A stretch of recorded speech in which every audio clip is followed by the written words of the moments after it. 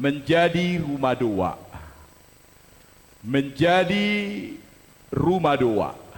Mari kita buka Alkitab kita dari Injil Matius pasal 21. Injil Matius pasal 21, kita akan membaca berganti-gantian beberapa ayat.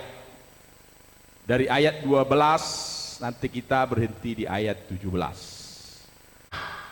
Tapi gedung itu perlu secara fisik untuk berkumpul.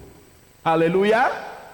Perlu, bagaimanapun sesederhananya gedung itu, bahwa rumah doa, gedung itu secara fisik itu perlu untuk bisa bertemu satu sama lain.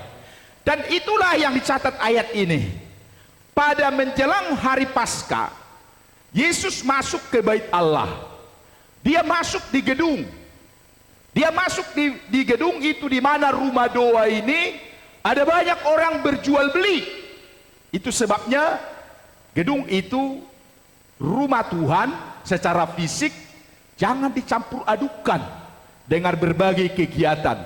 Cukup hanya tempat beribadah, berdoa, menyembah, memuji Tuhan. Haleluya.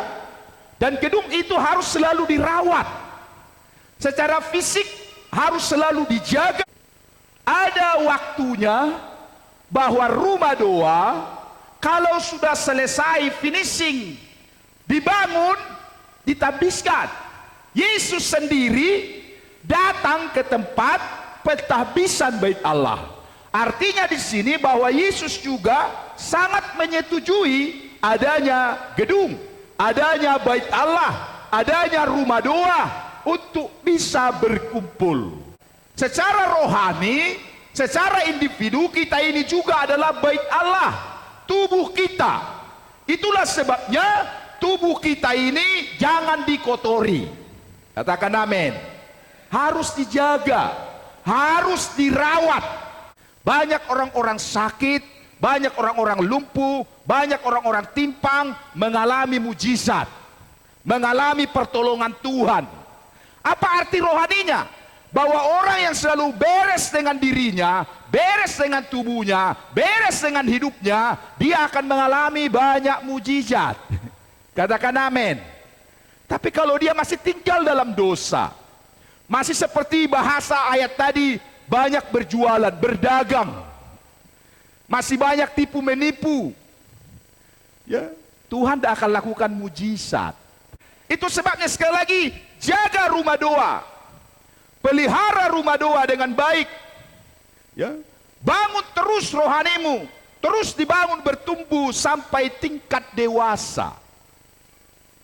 Terus jaga, kasih makan rohanimu lewat firman Tuhan, lewat doamu, pembacaan firman, mendengar khotbah, mendengar pujian.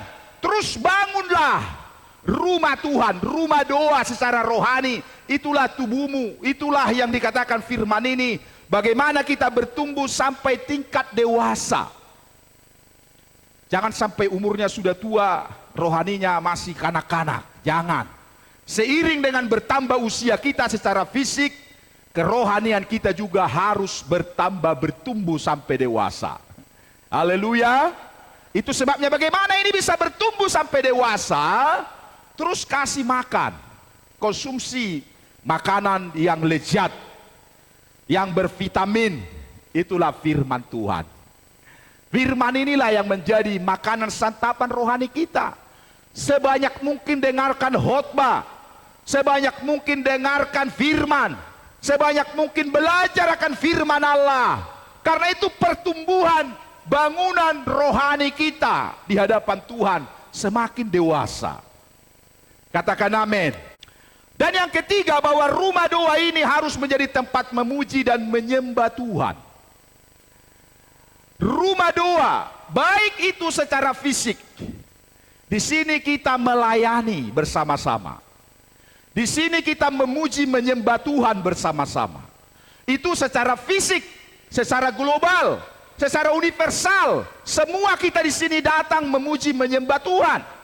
Dan juga secara pribadi, sebagai rumah doa secara rohani, hidup kita juga harus selalu menjadi tempat kita memuji menyembah Tuhan dalam roh dan kebenaran.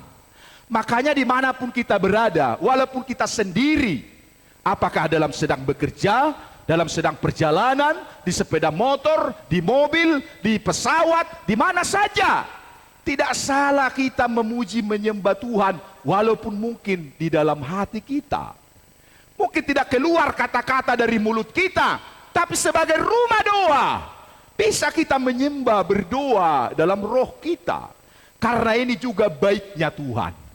Haleluya.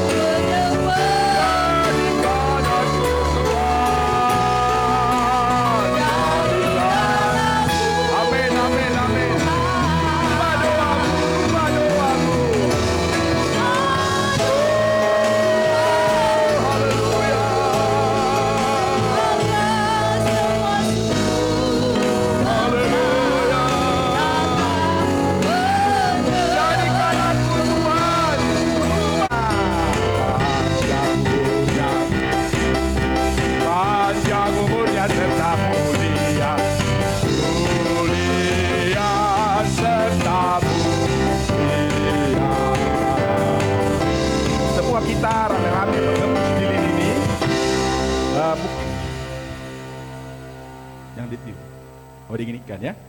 Semua kita datang ke sini, rapat, ayo. Kita hitung dengan hitungan 1, 2, 3 ya. Lebih dekat, mari lebih dekat. 1, 2, 3. Tepuk tangan. Haleluya. Potong kuenya. 1, 2, 3 ya. Kami adalah GPDI. GPDI adalah kami. Kobarkan api Pantekosta, sekali GPDI, tetap GPDI. Tuhan Yesus memberkati, beri kemuliaan bagi Tuhan.